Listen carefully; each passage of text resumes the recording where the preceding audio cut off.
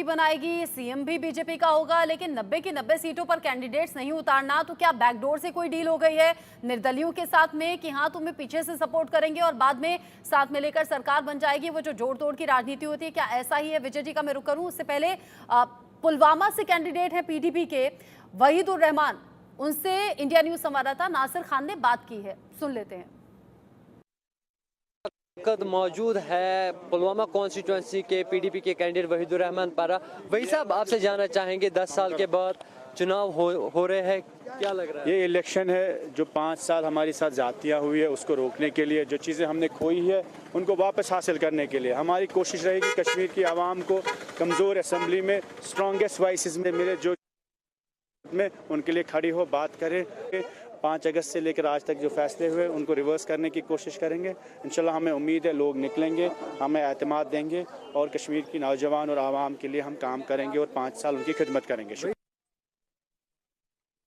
10 साल के बाद जम्मू कश्मीर घाटी में आज जो है मतदान शुरू हुए हैं। सुबह 7 बजे से जो है वोटर्स अपना वोट कास्ट करने के लिए तरह तरह के जो है पोलिंग स्टेशन पे पहुंचे। हज़म किस्म मौजूद है पुलवामा, नैरा पुलवामा के इलेक्शन बूथ पे। ये तस्वीरें अगर आप देखेंगे, ये तस्वीरें जो है यहाँ पे सुबह सवेरे ही लोग लंबी लंबी कतारों में शामिल हुए और अपना वोट जो है वो कास्ट करने के लिए यहाँ पे पहुँचे। आपको बताते चले कि लगातार हमने देखा यंग युवाओं के साथ साथ महिलाएँ और पुरुष जो है वो इस मतदान में अपना वोट कास्ट करने के लिए यहाँ पे पहुँचे। सुबह से ही इस पोलिंग बूथ पे लंबी लंबी कतारें जो है वो लगी हुई है। लोग तरह तरह के लोगों से हमारी बात हुई और लोगों का यही कहना है कि ये इलेक्शन जो है ये अपने नुमाइंदों को चुनना चाहते हैं ताकि इनके इलाके में जो एरिया में जो इनके प्रॉब्लम्स है उनका समाधान हो। एक नया चेहरा चाहते हैं लाना। और ये तस्वीरें अगर आप देखेंगे फिर से एक बार जो है लंबी लंबी कतारें यहाँ पे लगी हुई है। नैरा पुलवामा, इससे पहले भी ये पुलवामा का वही इलाका है जो आतंक का गढ़ माना जाता था। वो इलाका था यहाँ के टॉप कमांडर जो आतंकी संगठन में है, चाहे हिज़्बुल मुजाहिदीन लश्कर तैयबा के बाद इसी इलाके से उन्होंने जन्म लिया और इसी इलाके में उनका खात्मा भी किया गया। लेकिन आज तस्वीरें जो है बिल्कुल देखने को मिल रही है। आज लोग जो है बढ़ चढ़ कर इस चुनाव में हिस्सा ले रहे हैं और अपना वोट जो है वो कास्ट कर रहे हैं।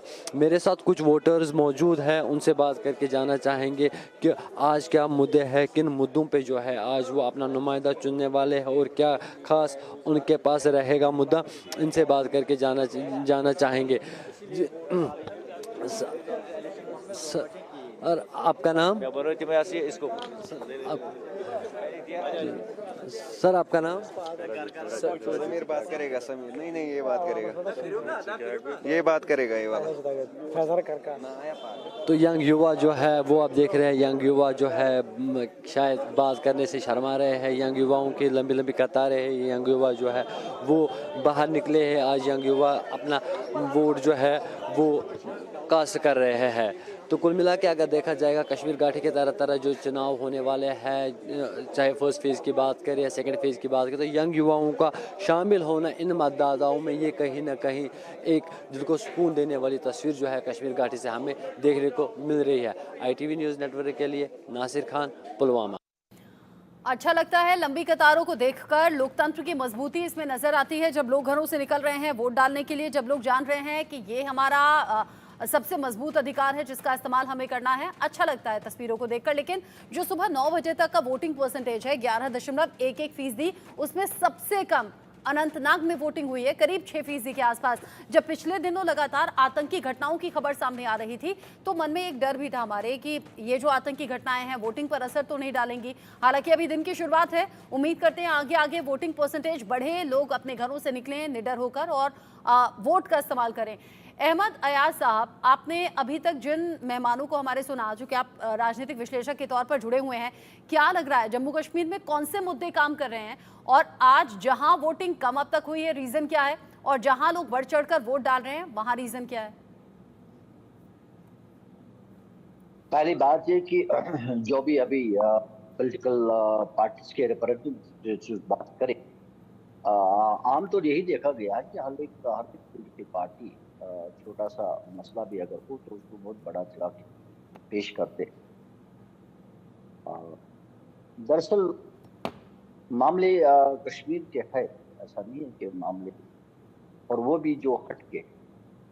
अब ये है कि इस वक्त जो पार्टिसिपेशन हम देख रहे हैं बहुत ज़्यादा वोटर्स की पार्टिसिपेशन है, बहुत सारे इंडिपेंडेंट कैंडिडेट्स की पार्टिसिपेशन है, और उसके अलावा जहाँ हमारी रिवायती पॉलिटिकल पार्टीज जहाँ पार्टिसिपेट कर रहे हैं, वहाँ आप ये भी देखोगे कि इस वक्त जम्मू कश्मीर से बाहर जो भी पॉलिटिकल पार्टीज है वो भी इसमें पार्टिसिपेट कर रहे हैं।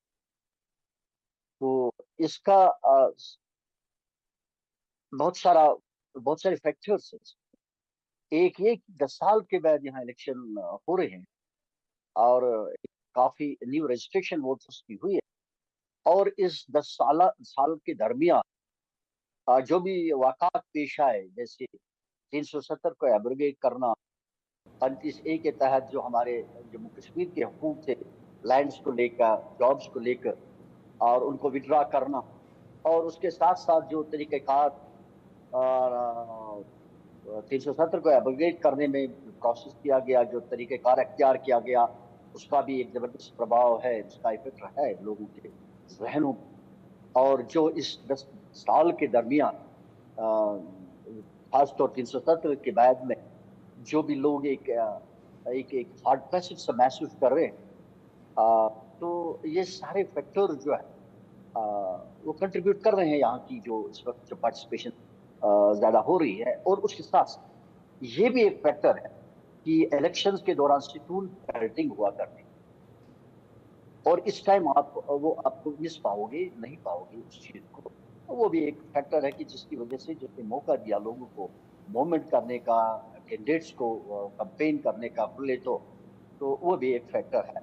और उसके साथ साथ एक और ये फैक्टर है कि यहाँ की जो रिवायती पॉलिटिकल पार्टीज है, तो उनके साथ भी लोग बदजुन हैं, लोग एक बदलाव चाहते हैं पॉलिटिक्स, लेकिन अनफॉर्चुनेटली वो बदलाव इमीडिएटली पॉलिटिकल पार्टी की सूरत में नजर नहीं आ रहा। इसलिए बहुत सारे इंडिपेंडेंट्स अलग अलग से लड़ रहे हैं और चाहते हैं कि भाई कुछ बदलाव सा हो।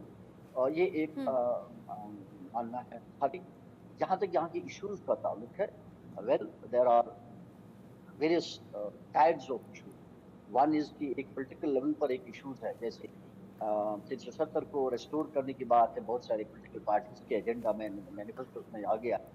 35A के तहत राइट्स की बात आई, और उसके साथ साथ उसके आसपास जो भी इशू है।